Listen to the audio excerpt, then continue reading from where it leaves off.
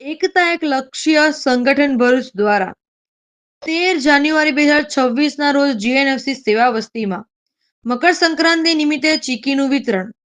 ભરૂચ શહેરની જીએનએફસી સેવા વસ્તી ખાતે મકર સંક્રાંતિના પાવન પર્વ નિમિત્તે એકતા એક લક્ષ્ય સંગઠન દ્વારા સેવાભાવી કાર્યક્રમનું આયોજન કરવામાં આવ્યું.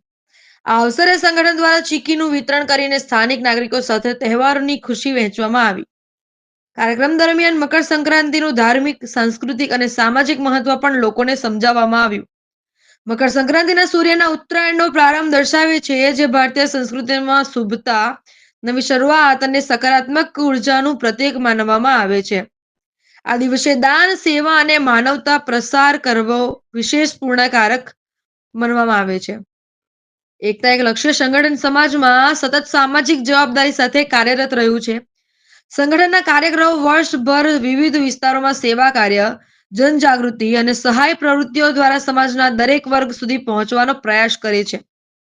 સંગઠનની આવી સક્રિય અને સેવાભાવી કામગીરીને કારણે લોકોમાં સંગઠન પ્રત્યે વિશ્વાસ અને સન્માન વધતું જઈ રહ્યું છે. સ્થાનિક રહીશો દ્વારા આ કાર્યક્રમને ઉત્સાહપૂર્વક આવકારવામાં આવ્યો અને સંગઠનના પ્રયાસોની પ્રશંસા કરવામાં આવી.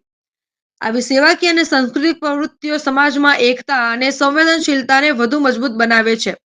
આ કાર્યક્રમને સફળ બનાવવા માટે વિકાસભાઈ, ભાવેશભાઈ, જિગ્નેશભાઈ, અનિતાબેન અને દીપાલીબેન બારોટ દ્વારા સખત મહેનત કરવામાં આવી હતી અને સફળ બનાવ્યો હતો.